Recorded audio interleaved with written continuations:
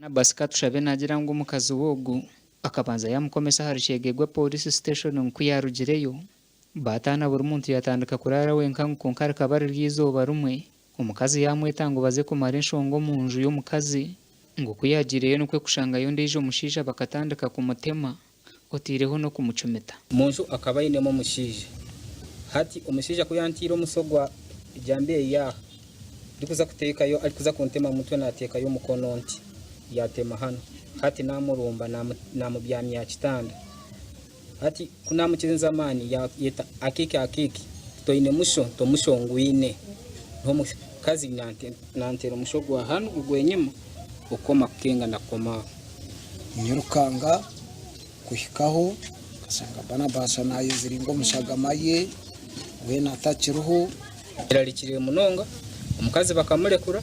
omushaija na wakiruka tinkumanya handi nyiralikire munonga tinyine transport yo kuntwara muka binshobire. Augustine Nyakabwa probation officer habwa KYEGEGWA nagira ngo abakaze kutera abashija nukweyongera mu KYEGEGWA bwira bwashesha ngo kandi omyeze ebiri yonka abashija bashatu bahungira mu makagaba habwa abakazi babo kubatera enkoni ngo kandi abandi bashija bashatu nabo barugira mu magara genso mu mwaka gumwe ahabwe imihondano yo mu maka ngize busango ka esatu ubwire buno butito buno abasajja bayikira makagabo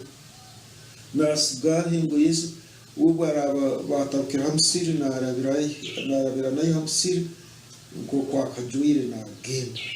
twagezaho ku kiroro omukazi hasi omukonkesi muyayanga kurabamo kandi wakwenda kuhera omushaija ogwo basa kumushikiriro kurabira hasi mu ya noti mushanju 8 noti enshanju 5 17 3 eri omu mazina ga Livius Kichoncho gasha kwa Philip Murangira.